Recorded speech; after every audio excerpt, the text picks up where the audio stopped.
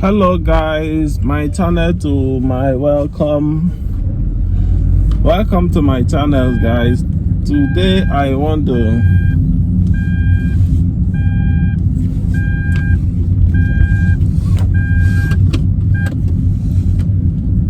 to say something very briefly about living in Malaysia as a Nigerian, or living in foreign country as a Nigerian or Igbo country. It's very difficult being a Nigerian in Oyibo man's country, because Nigerians have this natural aggressiveness with handling things that didn't go their way. Like when you go to bank, and then if you want to withdraw money from the bank and you didn't get it or something like that, you will start fighting, shouting at the customer service or the teller, or shouting at the staff.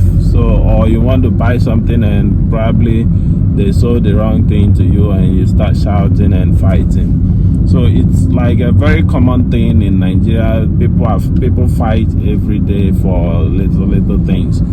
So, but when you go to abroad, you see that their lifestyle is very different. They don't really fight for things like that. They know how to solve their problems in a very calm and respectful way. It's not everything that you have to start raising your voice or start shouting and causing commotion and all of that. So you see that when you've been treated at the customer service in different places, whether bank or grocery store or wherever, when things happen, when mistakes happen, they try as much as possible to calm it down and solve the problem in a very respectful and calm way. They don't solve their problems with shouting and fighting and causing noise and commotion everywhere. So this is the kind of lifestyles they live, and that's the kind of lifestyle that we need to adopt when we go abroad.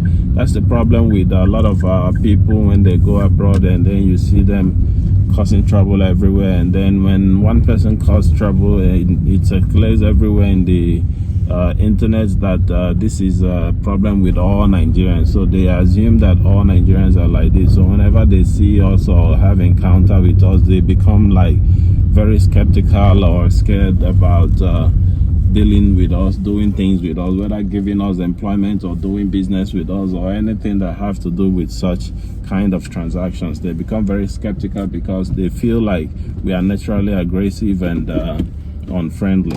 So I think we need to show them the other side of us also. Nigerians are very hospitable people. Nigerians are very friendly and lovely people, actually, if you get them in their good situation.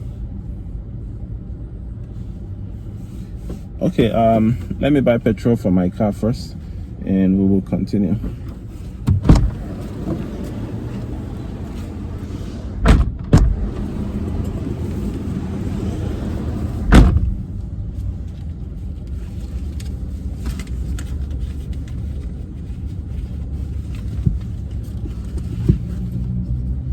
Okay guys, I'm done buying petrol for my car. And so this problem is not only for Nigerians, actually. It's mostly Africans are like almost naturally like that, but it's very much more persistent with Nigerians, because Nigeria has a very high population. Nigeria is the most populous country in Africa, so there are high chances of getting higher number of people to be that kind of person. Like when you have a very high numbers, if you have the more numbers you have in a society, the more chances of crime and abnormalities. Like in Indonesia has a very high number of people. Their country is actually developing, but there are still a lot of people that are living below the poverty rate. Why? Because it's not that the country haven't grown to the level of taking care of their people, but because that there are a lot of numbers to take care of.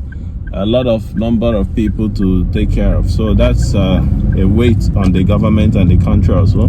Comparing Malaysia to Singapore also, Singapore is a very, very small country. One state in Malaysia is bigger than Singapore. So Malaysia is developing, but Singapore is developed.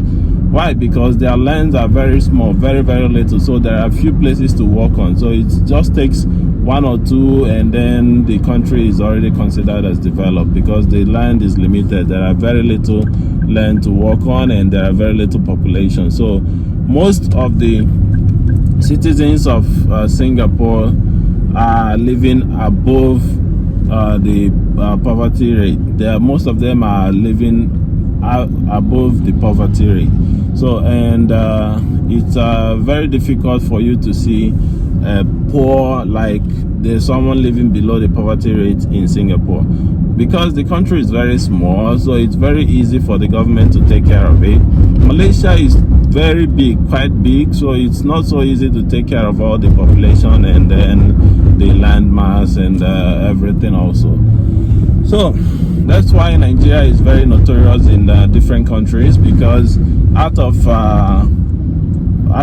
200 million people, there should be at least 10,000 or 100,000 that will do something that will cause bad name to the country. And you know that bad news or bad things spread very quickly, and it's easy for bad news to spread than good news. That's why whenever anything happens, it spreads very quickly, and everyone will stigmatize it against Nigerians. But there are Nigerians that are doing good things across the globe. There are Nigerians that are doing a lot of marvelous things. There are Nigerians that are inventors. There are Nigerians that are doctors and IT professionals and different things. There's a Nigerian that developed a software actually that Apple.com purchased and merged it with their company. So there are Nigerians that do different professions and different good things across the globe. Just that it's when a few of them do something that is very bad, it will for sure spread everywhere. It will go in the television, especially here in Malaysia. Whenever Nigerian does anything, bam, they must mention that it's Nigerian. If other people do things, they will probably never write the country of origin of that person. But if he's a Nigerian, that's the first thing you will see here. You will see there, Nigerian caught doing gangsterism. That's the first sentence. The first thing to start the sentence will be Nigerian caught sleeping with someone's wife. Nigerian caught doing scam.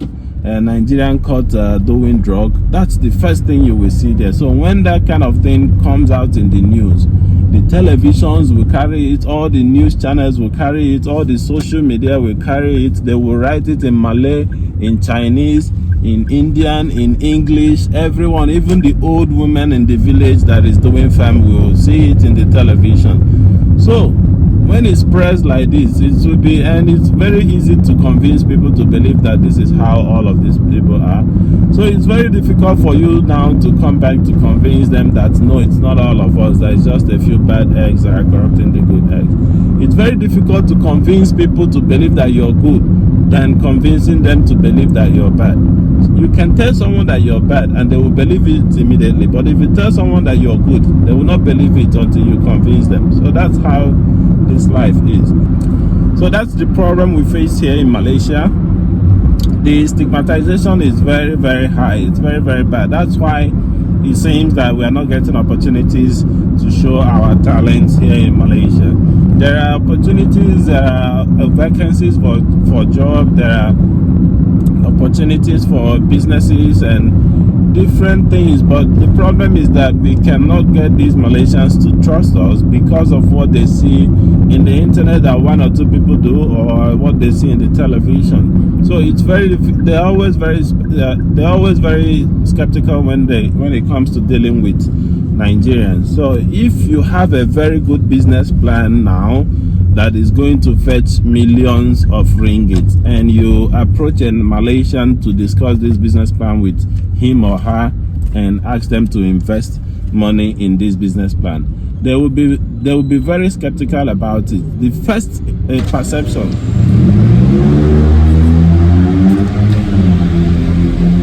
the first thing that will go into their mind is that you want to scam them. The first thing they will think is you want to scam them of their money. So that's the first thing that they will think. So if all of them are like this, how then can you as a Nigerian, like for instance, if you're a software developer and you're able to develop a very wonderful application and you're looking for angel investors, people to invest in your business, startup business, how can you achieve this when everyone in Malaysia have this bad perspective about you? Everyone sees you as a scammer. If you post anything in the internet, Malaysians, the first thing they will reply is, do you have visa? Are you staying here illegally? Those are the kind of nonsense things that are in their mind. None of them have a very good intention about Nigerians. None of them think anything good about Nigerians. So, and sometimes we cannot totally blame them, although there are some that are behaving outrightly foolish. That is true, but sometimes we cannot totally blame them because our people are doing those things they are seeing in the television. Our people are doing scamming in Malaysia. Our people, some of them are also doing drugs. Some of them are into gangsterism, cultism. Those things, some of our people are doing it, and that is where we are getting those stigmatization from. So we will not only blame Malaysians, but we will also blame them for stigmatizing all Nigerians, because crime is not race specific.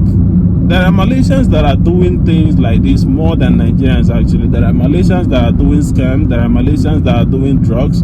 Some of them have been caught in Singapore, Australia doing drugs. Some of them have been executed in Singapore doing drugs.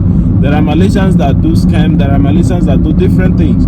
So this is not a problem about Nigerians. This is like a human problem. Just that the fact that we are foreigner in this country means that you have to live a good life. You have to show them that you like their country for living in their country. You have to respect their country. So all they want is for you not to come and bring trouble to their country, for you not to come and give them difficulties like causing trouble and disturbing your neighborhood. If you can come here and live like a normal human being and do your business here or your studies very quietly without disturbing them, I think we wouldn't be having any problem with them. Malaysians can be very friendly and hospitable if you didn't give them any trouble. So that is what I think, and that is how the stigmatization we are getting here in Malaysia, and probably in other places, other countries also, might not be only Malaysia. So guys, that's it from me today. If you're Nigerian, you're coming to Malaysia, or you're already living in Malaysia, please do your best to do something legal. Do your best to do something good that Malaysians will see and they will be happy with you. Do your best to show them that it's not all Nigerians that are very arrogant or doing scamming or doing drugs or doing any illegal things. We have to show them this. We have to let them understand this so that they will not keep stigmatizing those of us that are innocent, those of us that don't know anything about those things that are causing trouble. Let us show them and the government that we can be good, we can contribute to the economy of Malaysia positively. Nigerians are very smart. We have Nigerians that are doctors, we have Nigerians that are software developers. I am a software developer. Nigerians are very smart. We are very good with a lot of talent. So we can make money. We can make money where there is no money. We can make money, especially the Igbo people, the Igbo race. I am from the Igbo race. We can make money out of nothing. So we can immensely and positively contribute to the economy of Malaysia, just like the Chinese, if we are given the opportunity. But because of the stigmatization, it's very hard for us to get the opportunity. But hopefully things will change in the near future. And our people also need to do better to show the people that we can be good also. So thank you guys for watching my video. Don't forget to subscribe and share this video especially, so it can reach as much people as possible. And then until I see you again, guys, bye bye.